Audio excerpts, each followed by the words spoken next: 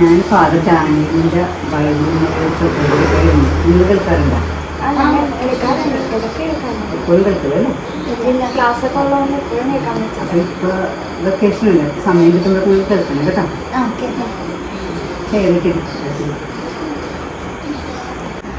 ഇപ്പം നിങ്ങൾക്ക് വെക്കേഷൻ അല്ലേ?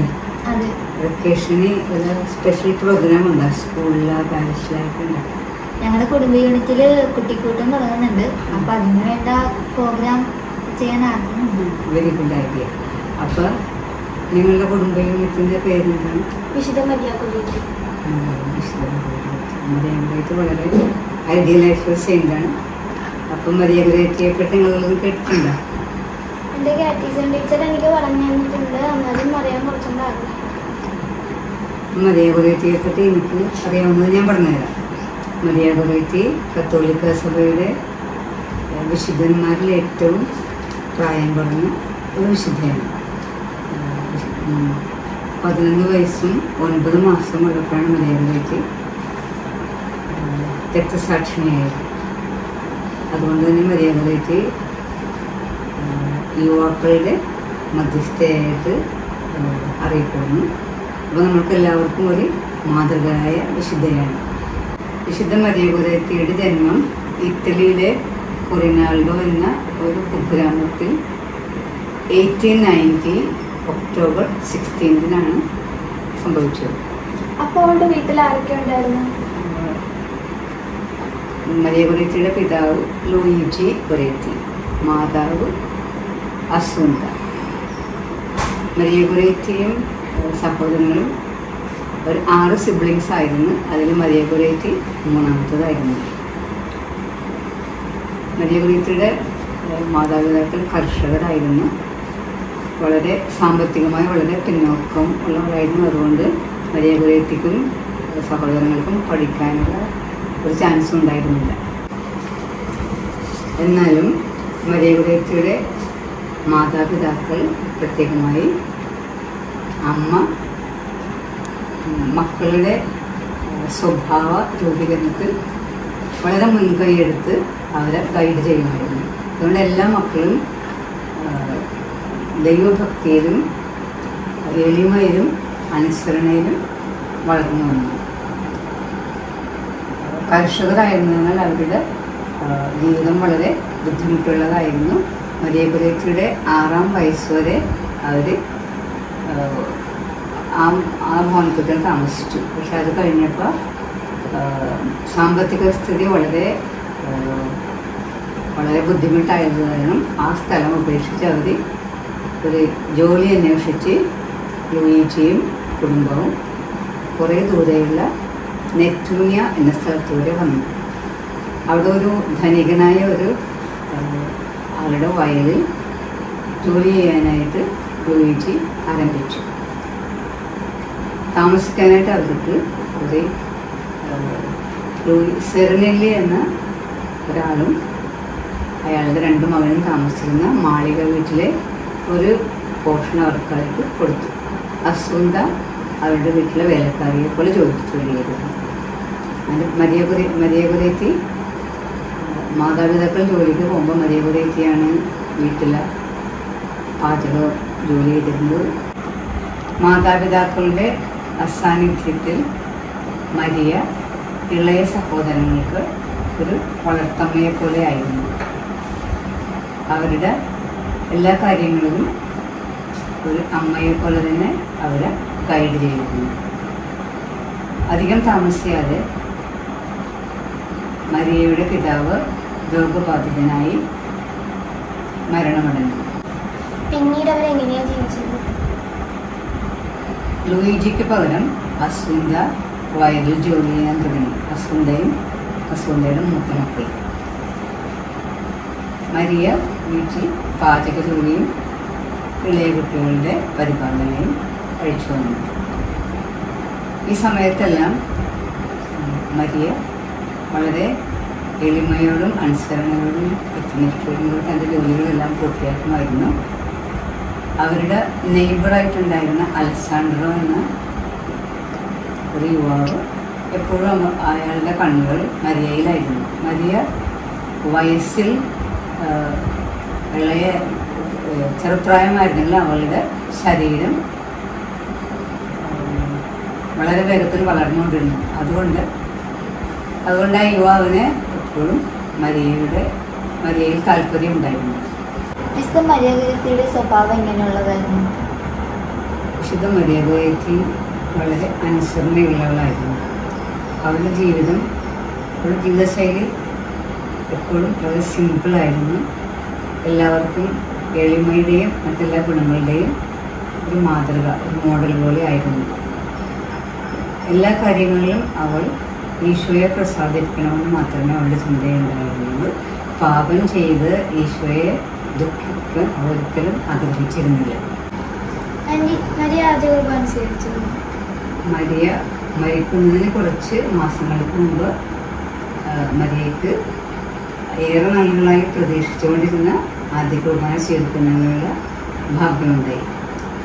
കുമ്പസാരിക്കുന്നതിന് വേണ്ടി മരിയയ്ക്ക് കുറേ മൈലുകൾ സഞ്ചരിക്കണമായിരുന്നു. എന്നാലും മരിയ അതൊന്നും ഗൗനിക്കാതെ കുമ്പസാരിക്കാനും ദിവ്യപൂജയിൽ സംബന്ധിക്കാനുമായി ഇടവകപ്പള്ളിയിൽ മിക്കവാറും പോയിരുന്നു. ശുദ്ധത എന്ന പുണ്യത്തിന്റെ രക്തസാക്ഷിയായിരുന്നു വിശുദ്ധ മരിയ ഗുരുത്തി. അപ്പൊ അതിനെ കുറിച്ചൊന്ന് പറഞ്ഞുതരാമോ? പറയാം. മരിയ ഗുരുത്തി ചെറുപ്രായത്തിലെ തന്നെ ഈശോയെ തൻ്റെ മണവാളനായി അംഗീകരിച്ചുകൊണ്ട് തൻ്റെ ശരീരവും മനസ്സുമെല്ലാം ഈശോയ്ക്ക് പ്രതിഷ്ഠിച്ചിരുന്നു. എന്നാൽ മരിയയുടെ നെയ്ബറായിരുന്ന അലസാൻഡ്രോ എന്ന യുവാവ് ഈ മരിയയുടെ സൗന്ദര്യം കണ്ടിട്ട് അവളെ ആഗ്രഹിച്ചിരുന്നു. പല പ്രാവശ്യവും അവളെ പാപം ചെയ്യുവാനായി പ്രലോഭിച്ചിട്ടുണ്ട്. ഇങ്ങനെ പറഞ്ഞ് ഭീഷണിപ്പെടുത്തുമായിരുന്നു. ഈ കാര്യം ആരോടെങ്കിലും പറഞ്ഞിട്ടുണ്ടെങ്കിൽ നിന്നെയും നിൻ്റെ അമ്മയെയും ഞാൻ കൊന്നുകളയുമെന്ന് പറഞ്ഞു. അതുകൊണ്ട് മരിയ ആദ്യം ആരോടും ഷെയർ ചെയ്തില്ല. പക്ഷേ ഈ അലസാൻഡ്രോ വീണ്ടും ഡിസ്റ്റർബ് ചെയ്തതുകൊണ്ട് അമ്മയോട് ഈ കാര്യം ഷെയർ ചെയ്തു. പക്ഷേ അമ്മയോട് ഇങ്ങനെ വാഗ്ദാനം ചെയ്തു, അമ്മ എൻ്റെ ശരീരം കഷ്ണമായി മുറിച്ചാലും ഞാൻ ഒരിക്കലും പാപം ചെയ്യുകയില്ല. അങ്ങനെ ഒരു ദിവസം മരിയ വീട്ടിൽ തനിച്ചായിരുന്നു. ആ ദുഃഖം നോക്കി അലസാൻഡ്രോ മരിയയുടെ മുറിയിൽ പ്രവേശിച്ചു. മരിയയെ പാപം ചെയ്യുവാനായിട്ട് ഫോഴ്സ് ചെയ്തു. എന്നാൽ മരിയ ഇങ്ങനെ പറഞ്ഞു, നീ ചെയ്യാൻ പോകുന്നത് പാപമാണ്, നീ നരകത്തിൽ പോകും, ഞാൻ ഒരിക്കലും ഇതിന് വഴങ്ങുകയില്ല എന്ന് പറഞ്ഞു. അപ്പോൾ രോഷാകുലനായി അലസാൻഡ്രോ തൻ്റെ കുപ്പായത്തിൽ ഒളിപ്പിച്ച് വെച്ചിരുന്ന കഠാര എടുത്ത് അവളെ 14 പ്രാവശ്യം കുത്തി മുറിവേൽപ്പിച്ചു. മരിയ സഹായത്തിന് വേണ്ടി നിലവിളിച്ചെങ്കിലും ആരും കേട്ടില്ല. കുറെ കഴിഞ്ഞപ്പോഴാണ് അവളുടെ അയൽക്കാരും അവളുടെ അമ്മയും വന്നത്. അപ്പോൾ അവളിങ്ങനെ പറഞ്ഞ് അലസാൻഡ്രാണ് എന്നെ ദ്രോഹിച്ചതെന്ന് പറഞ്ഞു. അവളെ ഹോസ്പിറ്റലിൽ അഡ്മിറ്റ് ചെയ്തു. പക്ഷേ ഡോക്ടേഴ്സ് പറഞ്ഞ് ഇത്രയും പ്രാവശ്യം കുത്തി അവളുടെ രക്തമെല്ലാം പോയതുകൊണ്ട് അവളിനി രക്ഷപ്പെടില്ല എന്ന് പറഞ്ഞു. അപ്പോൾ അവളുടെ അമ്മ ഇടവക വികാരിയെ വിളിച്ചു. അവൾ കുമ്പസാരിച്ചു, കുർബാനയിൽക്കൊണ്ടു. എന്നിട്ട് ഇങ്ങനെ പറഞ്ഞ്, ഞാൻ എൻ്റെ ജീവൻ അപഹരിച്ച അലസാൻഡ്രോയോട് പൂർണ്ണമായും ക്ഷമിക്കുന്നു. അവനെ സ്വർഗത്തിൽ വെച്ച് കണ്ടുമുട്ടുവാൻ ആഗ്രഹിക്കുന്നു എന്ന് പറഞ്ഞു. 1902 ജൂലൈ 6 മരിയ ഇഹ്ലോപവാസം വെടിഞ്ഞു. എന്നിട്ട് അയാളെ ശിക്ഷിച്ചില്ലേ? മരിയയുടെ ഘാതകനായ അലസാൻഡ്രയെ 30 വർഷത്തേക്ക് ശിക്ഷിക്കപ്പെട്ടു. അവൻ ജയിലിലായിരുന്നപ്പോൾ ആദ്യമൊക്കെ അവനൊരു മനസ്സാന്തരം ഉണ്ടായിരുന്നില്ല. എന്നാൽ കുറച്ച് ദിവസങ്ങൾക്ക് ശേഷം മരിയ ഗുരേറ്റി സ്വർഗത്തിൽ നിന്ന് ഒരു സ്വപ്നത്തിൽ അലസാൻഡ്രയ്ക്ക് പ്രത്യക്ഷപ്പെട്ടു. അലസാൻഡ്രയ്ക്ക് 14 ലില്ലി പുഷ്പങ്ങൾ സമ്മാനിച്ചു. 14 പ്രാവശ്യം അലസാൻഡ്രോ മരിയയെ കഠാര കൊണ്ട് കുത്തി മുറിവേൽപ്പിച്ചിരുന്നു. അപ്പോൾ അത് ക്ഷമിച്ചു എന്നുള്ളൊരു പ്രതീകമായാണ് ഈ 14 പൂക്കൾ കൊടുത്തത്. ഈ സ്വപ്നം കഴിഞ്ഞിട്ട് അലസാൻഡ്രോയ്ക്ക് വളരെയധികം